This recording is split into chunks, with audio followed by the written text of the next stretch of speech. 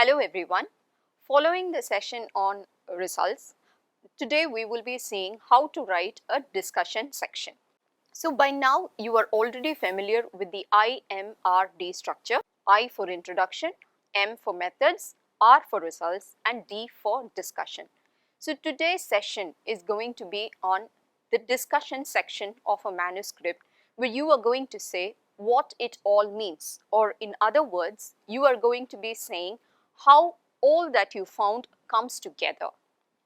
The objectives for this session will be as follows. At the end of this session, the participant must be able to explain the importance of a discussion section. He or she should be able to list the components of the discussion section. He or she should be able to construct an argument through the discussion section. And finally, also be able to list the strengths and limitation of their study. So let us first look at the importance of the discussion section. Now, this is the section that is going to give you all the meaning to your article. From your study findings, it is in this place where you are going to be explaining the meaning of the results. So I would like to reiterate a point that was made in the results session also, that when you are describing the results, you just describe, you do not interpret. So the place for interpretation is the discussion section where you describe the meaning of all your results. The next reason why discussion section is important is that it is here that you will be discussing what your study findings mean in your study context. What are the implications of what you have found in your study?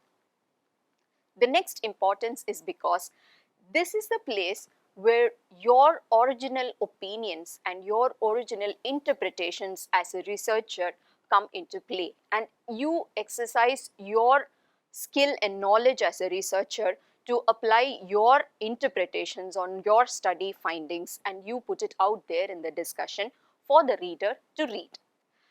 The next reason why the discussion section is important will be, it is here you say how your study findings hold in the context of existing evidence. Is it in agreement? Is it in disagreement? Is it a new finding in the context of existing literature?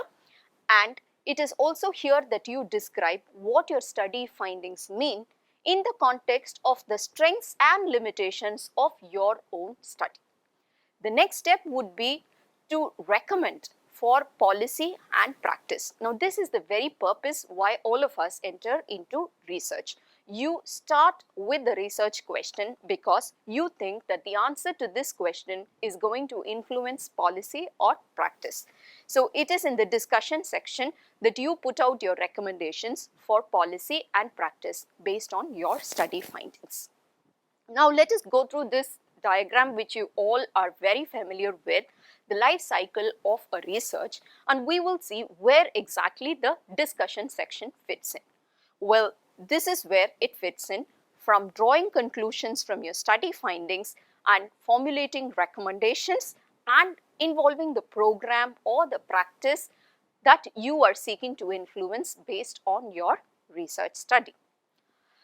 So here, if you closely observe, there are two sets of processes that are happening in parallel.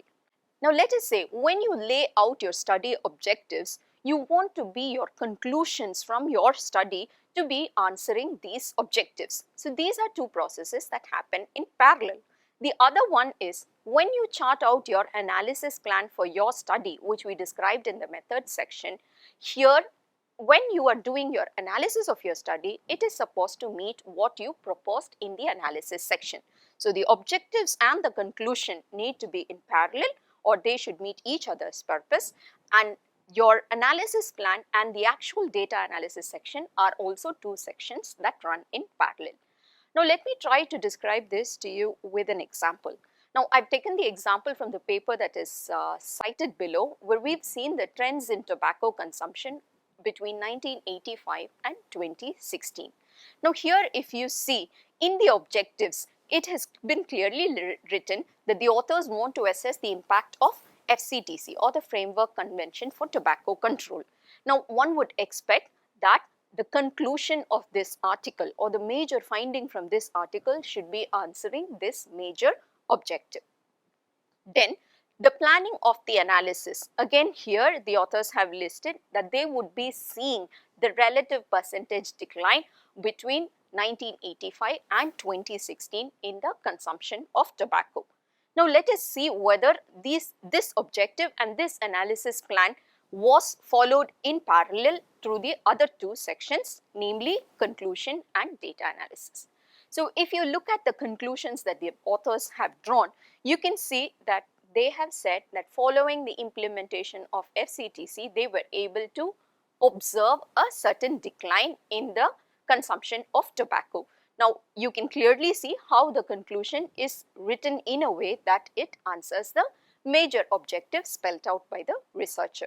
Similarly, if you see how they have analyzed the data in sync with their analysis plan, they have formulated a hypothesis that following FCTC, they expect a decline in the consumption of tobacco, and that they have done by looking at the relative percentage in decline in tobacco consumption between the years 1985 and 2016.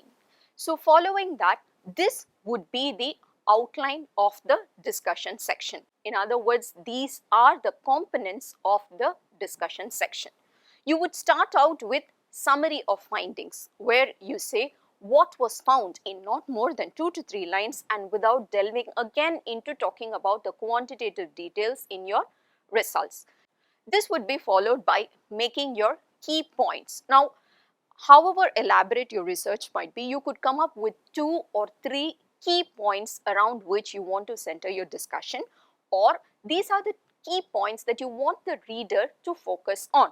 So you make these points one by one and center your discussion around it. Now I would like to reiterate what I said about building an argument around a certain key point, where you talk about what it means in the study context, what it means in the context of existing literature. The next step would be where you discuss the strengths and limitations of your study and how they are likely to or not likely to influence the validity of your findings. The last step would be where you leave the reader with recommendations for clinical practice or recommendations for the program implementation. So we would now see the second objective of today's session, which would be how to construct an argument through your discussion section. So here I would say you take a particular study finding and build it through your discussion section. We've already seen how you have narrowed down to 2 or 3 key findings that you want to discuss in your discussion section. How do you go through it? You put out your tables and figures, read through the text of your results if you've already written it, and narrow down to those 2 or 3 key findings. Then what you do is you take each of those findings and develop them through the discussion section. Here you could discuss first what each study finding means. Then you could discuss it in the light of existing literature and in the light of the strengths and limitations of your study design, and finally say what it means in the larger context of things. So this is how you generally construct an argument around a single study finding in your discussion section. So in a discussion section, you look at describing and interpreting. While the describing part is majorly done by the results section, the interpretation is strictly restricted to the discussion section. So here you interpret and analyze your study findings. You look at the context, you look at the meanings, you look at the understanding, you register your observation, and you talk about related information. Now let us see what description and interpretation mean.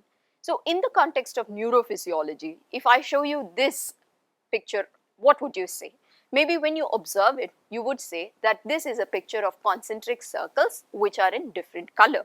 But your visual zone in your cortex is going to interpret it and put the information out that this is a target.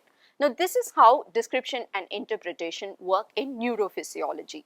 If you take clinical practice, now let us say you were reading an X-ray.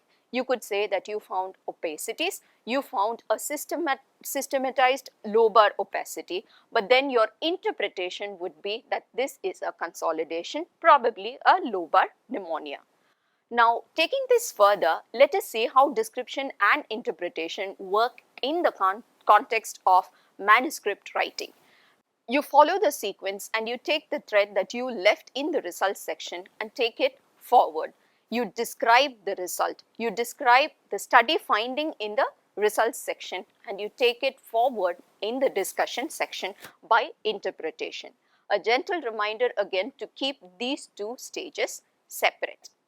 So, description in a manuscript in the results section usually follows the sequence of general to specific, simple to complex. So, you would be having your descriptive statistics first, then your analytical statistics, and stop there in the results section. It was also mentioned in the results section that you do not use adjectives or qualifiers in the results section. So when you come to the discussion section, now here I will show it to you with an example where what is the describing part that you do in the manuscript and what is it the interpretation that you base on this description. Now if you see here, this data is from the same paper that I referred to earlier in this session. So here the author says there was a reduction in smoked tobacco use after the year 2000. But the reduction in smokeless tobacco use was registered much after 2009. Now, how does the author follow this up in the discussion section? The author says that following the ratification of FCTC by India, which happened in the year 2004, there were a slew of legal measures which were mostly centered around smoked tobacco. The measures to curtail smokeless tobacco use came into force much after, and this, the author says, could be the reason why the trends in smoked tobacco and smokeless tobacco are different, and the smokeless tobacco use registers a decline much later, in fact 9 years after the decline registered in smoked tobacco use. There is also another finding which the author describes in the results section. The author says that there is a delayed peak in smokeless tobacco use in females, and also the females who were analyzed in the study did not register a product switch. In other words, the author says they did not switch over from smoked to smokeless tobacco. Now, this is a finding that is just described in the results section. What the author follows up with in the discussion section is the probable reason why this occurs. So, the author here details how the smoked tobacco use is also registering a delayed peak among females compared to males, and also says that this could be the reason why the product switch from smoked to smokeless tobacco is not yet registered in the females as of now, but could be something that could happen in the future. So you could carefully observe that the language that one uses in the results section and the discussion section is quite different. And I would also like to remind you that the author brings in his or her original interpretations. In fact, this is a coming of age experience for a researcher, where it is one thing to see the data analysis sheet and just present the results, but it is one step further to go forth and interpret what these findings could actually mean and where they actually come from. So the next point that I would like to bring to you is all this interpretation happens in the light of the initial hypothesis that you have in mind. For example, in the smokeless tobacco paper that we were just discussing, the author had stated a probable hypothesis in mind that FCTC ratification or implementation of FCTC could have led to a decline in tobacco use irrespective of forms. So, any study that you are writing up, it is essential that you have an initial hypothesis in mind so that all your interpretations can hark back to this initial hypothesis, and you could discuss on whether your findings are refuting it or whether your findings are confirming the initial hypothesis that you came up with. So please remember, data are always interpreted in the light of the initial questions and hypothesis that you came up with. So we will come to the next learning objective, where after constructing the discussion section, you are now going to see whether it bridges efficiently the objectives and the conclusion. So let us say that one end of the bridge is the objectives and the other end is the conclusion, which we've already seen are two parallel processes that are happening here. So the discussion should be a logical connector between these two ends, and the reader should be able to make the connect instantly. So you have the results, the facts and the figures in your hand, and you have the recommendations at the other end where you're going to be making recommendations for change in a practice or guidelines or policy. You have the conclusion where the points are made based on the evidence that you have generated, and right in between there you have your discussion section which bridges these two ends. So the first paragraph of your discussion, which is one end of the bridge. So it is here that you briefly summarize your findings, the 2 or 3 points that you have finalized for discussion in your article. You summarize it there and you announce, you sensitize the reader about what he or she should be expecting while reading your discussion section. That the reader should be ready for interpretation and arguments centered around these key findings. Now, what you do not do in this first paragraph is you do not go into in-depth interpretation, you do not repeat all the results again, and you do not you do not dive straight away into discussion in the first paragraph. The first paragraph is the place where you briefly summarize your study findings in 2 to 3 lines without giving any specific quantitative details. Now, the other end of the bridge or the last paragraph of the discussion is the place where you come towards your conclusion. So, it is here that you summarize your conclusion points. All said and done, you've discussed, you've pondered over it, you've reflected upon evidence that is available, and the last paragraph is where you are heading towards a conclusion. So the reader, you are preparing the reader for the final verdict from you as the researcher about the research question that you have posed.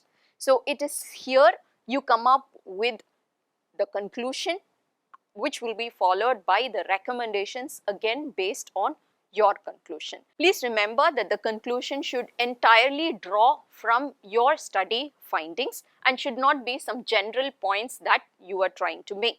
The conclusion should be entirely grounded in your objectives and your study findings.